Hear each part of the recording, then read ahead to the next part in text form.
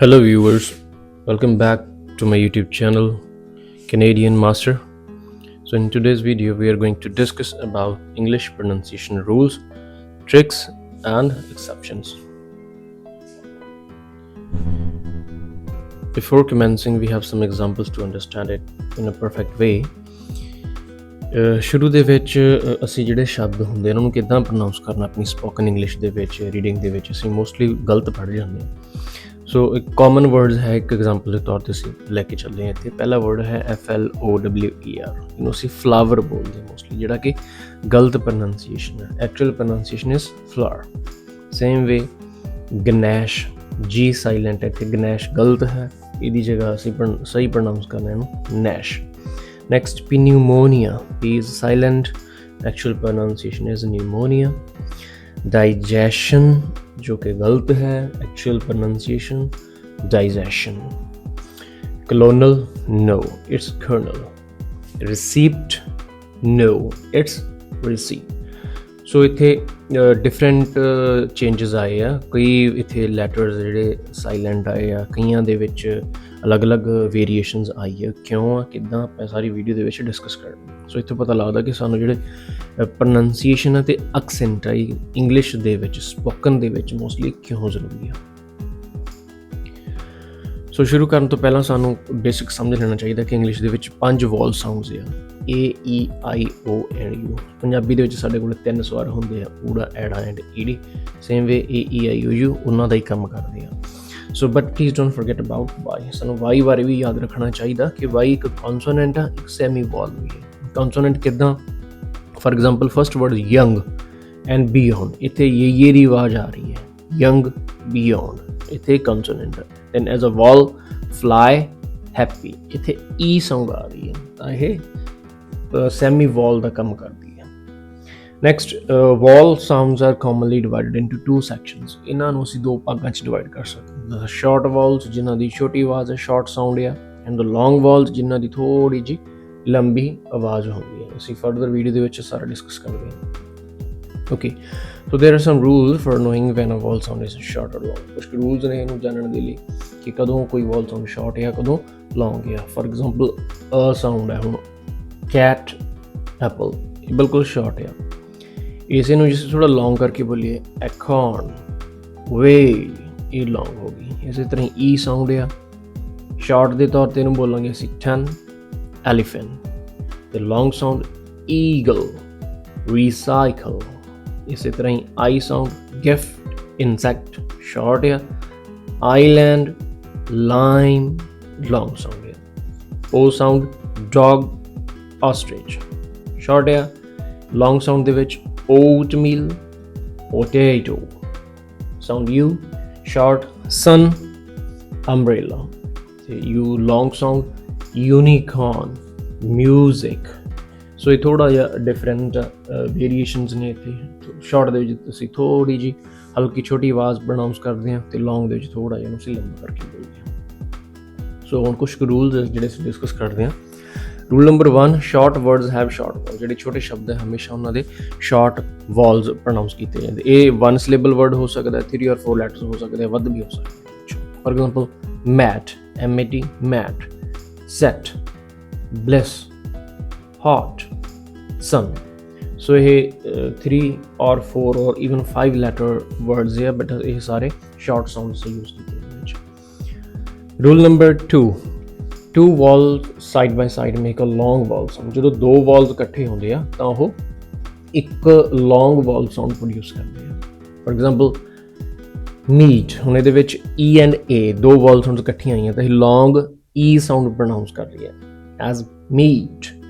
next, plane, ਇਹਦੇ ਵਿੱਚ A and I 2 sounds ਹੈ, A ਦੀ ਲੌਂਗ ਸਾਊਂਡ ਪ੍ਰੋਨਾਊਂਸ ਕਰਾਂਗੇ ਅਸੀਂ, plane, plane। next, goat, O and A, ਇਹਦੇ ਵਿੱਚ ਲੌਂਗ O ਸਾਊਂਡ ਪ੍ਰੋਨਾਊਂਸ ਕੀਤੀ ਜਾਣੀ ਹੈ, goat, goat। ਸੋ ਇਹ ਡਿਫਰੈਂਸ ਆ। ਇੱਦਾਂ ਦੇ ਜਦੋਂ 2 ਵੋਲ ਸਾਊਂਡਸ ਇਕੱਠੀਆਂ ਹੁੰਦੀਆਂ ਉਹਨਾਂ ਨੂੰ ਅਸੀਂ ਡਿਪਥੰਗ ਬੋਲਦੇ ਸੀ, ਪਹਿਲਾਂ ਵਾਲੀ ਵੀਡੀਓ ਦੇ ਵਿੱਚ ਡਿਸਕਸ ਕੀਤੀ ਸੀ। Rule number 3, pronounce double consonants as a single letter। ਜਦੋਂ ਡਬਲ ਕੌਨਸੋਨੈਂਟ ਆਉਂਦੇ ਉਹਨਾਂ ਨੂੰ ਅਸੀਂ ਇੱਕ ਸਿੰਗਲ ਲੈਟਰ ਦੀ ਹੀ ਆਵਾਜ਼ ਦੇਣੀ ਹੈ, ਉਹਦੇ ਵਿੱਚ ਅਸੀਂ ਉਹਨੂੰ ਕੁਛ ਵਧਾ ਚੜਾ ਕੇ ਜਾਂ ਕੁਛ ਵੀ ਜ਼ਿਆਦਾ ਸਟ੍ਰੈਸ ਨਹੀਂ ਦੇਣਾ ਹੈ। ਫॉर एग्जांपल शटल, ਸ਼ਟਲ, ਇਹਨੂੰ ਸ਼ਟਲ ਨਹੀਂ ਕਹਿਣਾ, ਉਹ ਗਲਤ ਹੋ ਜਾਣਾ। ਬਲਿਸ, ਇਹ ਵੀ ਗਲਤ ਹੈ, simply pronounce it as bliss. Next occur, puddle, messy. So simple pronunciation ਹੈ, ਬਿਲਕੁਲ ਈਜ਼ੀ ਆ, ਤੇ ਅਸੀਂ ਡਬਲ ਲੈਟਰਸ ਨੂੰ ਸਿੰਗਲ ਲੈਟਰ ਦੇ ਤੌਰ ਤੇ ਪ੍ਰੋਨਾਊਂਸ ਕਰਨਾ। Next rule number 4, keep vowels short before double consonant. ਜਦੋਂ ਡਬਲ ਕੌਨਸੋਨੈਂਟਸ ਆਉਂਦੇ ਉਹਦੇ ਤੋਂ ਪਹਿਲਾਂ ਵਾਲੇ ਜਿਹੜੀ ਵੋਵਲਸ ਹੁੰਦਾ ਸੀ ਉਹਨੂੰ ਸ਼ਾਰਟ ਰੱਖਣਾ। ਕਿੱਦਾਂ? First DINNER, it's dinner. ਹੁਣ ਡਬਲ N ਹੈ, ਇੱਥੇ ਸ਼ਾਰਟ E ਸਾਊਂਡ ਹੈ, ਡਿਨਰ। ਦੈਨ DINER, ਇਹ ਹੋ ਗਿਆ ਡਾਈਨਰ, 1 N ਇਹਦੇ ਵਿੱਚ, ਬਟ ਇਹਦੇ ਵਿੱਚ ਲੌਂਗ ਵੋਵਲ ਸਾਊਂਡ ਪ੍ਰੋਡਿਊਸ ਹੋਣੀ ਆ I ਦੀ। Dinner short, diner long. ਇਸੇ ਤਰ੍ਹਾਂ ਹੀ differ and shutter. Rule number 5, if E is at the end of a word, it's silent। ਜੇ E ਕਿਸੇ ਵਰਡ ਦੇ ਪਿੱਛੇ ਆਉਂਦੀ ਤਾਂ ਉਹ ਸਾਇਲੈਂਟ ਹੋਗੀ, and before the consonant makes the long sound, ਤੇ ਉਹ ਜਿਹੜੀ ਉਹਦੀ ਸਾਊਂਡ ਆ ਵੋਵਲ ਸਾਊਂਡ ਦੀ ਉਹ ਥੋੜ੍ਹੀ ਜਿਹੀ ਲੰਬੀ ਬੋਲੀ ਜਾਣੀ, ਲੌਂਗ ਵੋਵਲ ਸਾਊਂਡ ਪ੍ਰੋਡਿਊਸ ਹੋਣੀ। ਫॉर ਐਗਜ਼ਾਮਪਲ BITE, ਹੁਣ E ਐਂਡ ਤੇ ਆ ਰਹੀ ਹੈ, E ਸਾਇਲੈਂਟ ਹੈ ਇੱਥੇ, ਬਟ ਹੁਣ I ਦੀ ਜਿਹੜੀ ਸਾਊਂਡ ਉਹ ਲੌਂਗ ਪ੍ਰੋਡਿਊਸ ਹੋਣੀ ਹੈ, bite. Same way mine, rope, ape, make and sight. Next, rule number 6, pronounce C like S when it's followed by E, I or Y।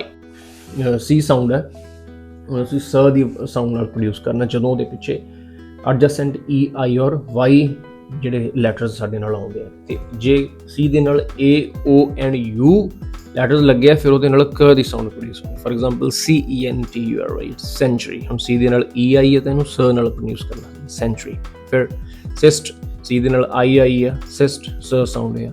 Then cyber, Y ਆ ਰਹੀ ਹੈ C ਦੇ ਨਾਲ, ਇੱਥੇ ਵੀ ਸ ਸਾਊਂਡ ਆਉਣੀ ਹੈ, ਸਾਈਬਰ। ਫਿਰ ਹੁਣ C ਦੇ ਨਾਲ U ਸਾਊਂਡ ਆ ਗਈ ਅੱਗੇ, CUTEQ, ਤੇ ਇੱਥੇ ਕ ਸਾਊਂਡ ਪ੍ਰੋਡਿਊਸ ਹੋਣੀ ਹੈ, cute.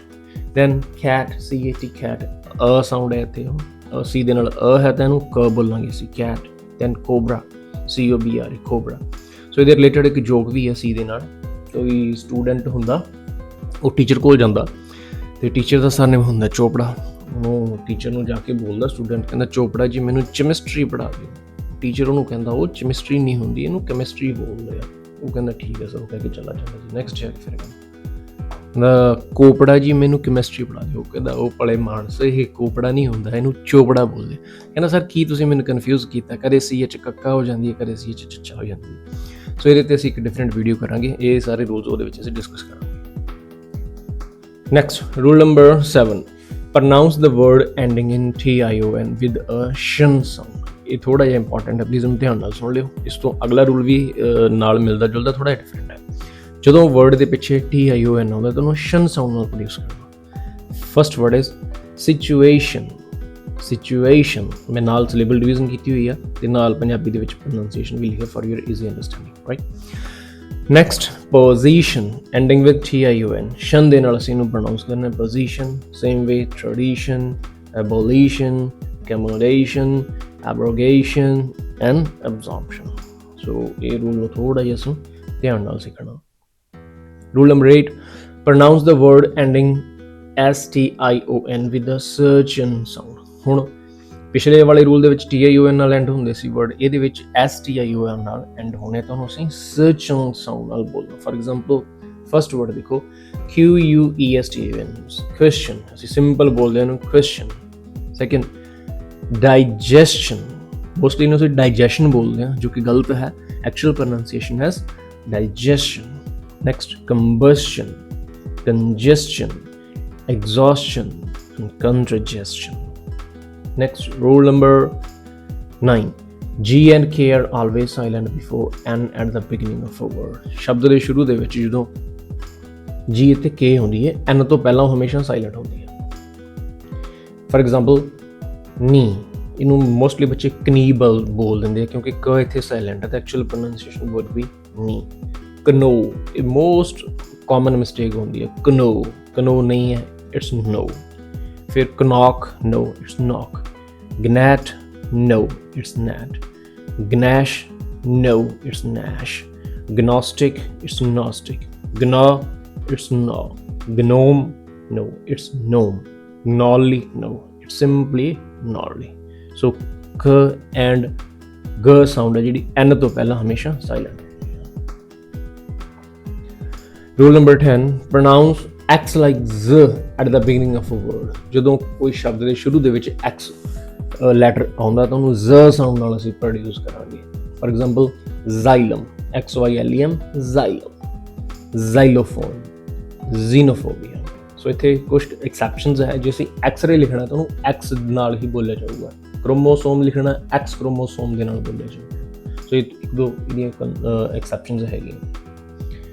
Rule number 11, Y is both a consonant and a semi vowel. ਅਸੀਂ ਪਹਿਲਾਂ ਸ਼ੁਰੂ ਦੇ ਵਿੱਚ ਡਿਸਕਸ ਕੀਤਾ ਸੀ ਕਿ ਬਾਈ ਵਾਰ ਸਾਨੂੰ ਨਹੀਂ ਭੁੱਲਣਾ ਚਾਹੀਦਾ, ਇੱਕ ਕੌਨਸੋਨੈਂਟ ਵੀ ਹੈ, ਇੱਕ ਸੈਮੀ ਵੋਲ ਵੀ ਹੈ. ਕਿੱਦਾਂ ਆਪਾਂ ਹੁਣ ਦੇਖਦੇ ਹਾਂ. So Y is a unique letter in English. It acts like both a consonant and a semi vowel. Consonant ਦੇ ਤੌਰ ਤੇ ਕੰਮ ਕਰਦਾ ਤੇ ਸੈਮੀ ਵੋਲ ਦੇ ਤੌਰ ਤੇ ਵੀ ਹੁੰਦਾ. So when Y is at the beginning of a word or syllable it is considered a consonant. ਜਦੋਂ ਸ਼ਬਦ ਦੇ ਜਾਂ ਸਿਲੇਬਲ ਦੇ ਸਟਾਰਟਿੰਗ ਤੇ ਆਉਂਦਾ, ਬਿਗਿਨਿੰਗ ਤੇ ਆਉਂਦਾ, ਸ਼ੁਰੂ ਦੇ ਵਿੱਚ ਆਉਂਦਾ ਤਾਂ ਉਹਨੂੰ ਕੌਨਸੋਨੈਂਟ ਈ ਸਾਊਂਡ ਨਾਲ ਬੋਲਾਂਗੇ. For example YOUNG, young, YOU, beyond, yoga and youth. ਸੋ ਇੱਥੇ Y ਅਸੀਂ ਕੌਨਸੋਨੈਂਟ ਦੇ ਤੌਰ ਤੇ ਯੂਜ਼ ਕੀਤਾ. Next part B, when Y is at the end of a word or syllable. ਜਦੋਂ Y ਕਿਸੇ ਸ਼ਬਦ ਦੇ ਪਿੱਛੇ ਜਾਂ ਸਿਲੇਬਲ ਦੇ ਪਿੱਛੇ ਆਉਂਦਾ, it is a semi vowel. ਤਾਂ ਛੋਟਾ ਵੋਲ ਸਾਊਂਡ ਬਣ ਜਾਂਦਾ and can be pronounced a few different ways. ਤੇ ਅਲੱਗ-ਅਲੱਗ ਤਰੀਕੇ ਨਾਲ ਇਸਨੂੰ ਬੋਲ ਸਕਦੇ ਹਾਂ. For example Y sounds like a long E at the end of a word such as in verbs like quickly, slowly, or words that end in ity like community or ability. Y sounds like AI in one syllable word. ਜਦੋਂ one syllable word ਸਾਡੇ ਕੋਲ ਹੁੰਦੇ ਆ ਉਹਨਾਂ ਦੇ ਵਿੱਚ AI ਦੀ sound produce ਕਰਦੀ ਹੈ Y. For example FLY fly, CRY cry, SPY spy. Next, it sounds like a short E sound in words where it is in the middle of a syllable. ਜਦੋਂ syllable ਦੇ ਵਿਚਾਲੇ ਆਉਂਦੀ ਆ Y ਤਾਂ ਉਹ short E sound produce ਹੁੰਦੀ. For example, gym, cyst. When combined with the AY combination is pronounced like the long A sound. ਜਦੋਂ A ਦੇ ਨਾਲ ਅਸੀਂ ਇਹਨੂੰ pronounce ਕਰਦੇ ਹਾਂ Y ਨੂੰ ਤਾਂ ਉਹ long A sound produce ਹੋਊਗੀ. For example, play, PLAY, long A sound, play, day, play. So ਇੱਥੇ long A sound ਸਾਡੇ ਕੋਲ pronounce ਹੋ ਰਹੀ ਆ. Rule number 12, sometimes H is silent. ਇਹ ਬੜਾ common ਹੈ ਤੇ common mistakes ਇਹਦੀਆਂ ਅਸੀਂ mostly students ਕਰਦੇ ਹਾਂ. ਸੋ ਇਹ ਸਾਇਲੈਂਟ ਹੁੰਦੀ ਆ H. ਫਸਟ ਵਰਡ ਦੇਖੀਏ ਅਸੀਂ ਹੌਨਰ, ਅਸੀਂ ਲੈਟਰ ਦੇ ਪਿੱਛੇ ਉਹਦੀ ਜਿਹੜੀ ਸਾਊਂਡ ਆ ਪ੍ਰੋਨਾਊਂਸ ਕਰਦੇ, ਬਟ ਰੂਲ ਹੈ ਕਿ H ਜਦੋਂ ਬਿਗਿਨਿੰਗ ਤੇ ਆਉਂਦੀ ਆ ਉਹ ਸਾਇਲੈਂਟ ਆ ਕੁਛ ਕੁ ਵਰਡਸ ਦੇ ਵਿੱਚ, ਬਟ ਐਕਸੈਪਸ਼ਨਸ ਜ਼ਰੂਰ ਹੈਗੀਆਂ ਇੱਥੇ. ਇਹ ਹੌਨਰ ਨਹੀਂ ਹੈ, ਇਟਸ ਆਨਰ. ਹੌਨੈਸਟੀ ਨਹੀਂ, it's honesty. Hour no, it's hour. Heir no, it's heir. Hour glass, ਇਹ ਹਾਵਰ ਗਲਾਸ ਨਹੀਂ, pronounce it as hourglass. Last but not the least, rule number 13, pronounce double O as a short U when it's followed by K. ਜਦੋਂ double O ਦੀ sound ਆਉਂਦੀ ਆ ਇਹ short U ਦੀ ਆਵਾਜ਼ produce ਕਰਦੀ ਆ ਜਦੋਂ K ਤੋਂ ਬਾਅਦ ਦੇ ਵਿੱਚ ਆਉਂਦਾ. ਐਗਜ਼ਾਮਪਲਸ ਹੈ ਸਾਡੇ ਕੋਲ ਸਕੂਲ ਐਂਡ ਡੂਮ, ਥੋੜੀ ਜੀ ਬਿਟ ਸਲਾਈਟ ਲੌਂਗ U ਸਾਊਂਡ ਆ. If we talk about the words like look, short U sound, look. Book, short U sound, book. Shook, hook, and took. So a ਸਾਡੇ ਸੀ 13 rules of pronunciation. Thank you for watching the video. If you like the video, please do like, comment and share and subscribe. So ਕਿਸੇ ਅਗਲੀ video ਦੇ ਵਿੱਚ ਕੋਈ ਹੋਰ ਨਵਾਂ topic ਲੈ ਕੇ ਮਿਲਦੇ ਹਾਂ. Goodbye.